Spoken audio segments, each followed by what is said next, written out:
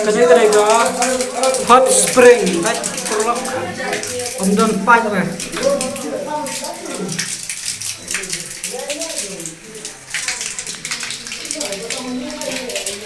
Ngihap sina daw ni.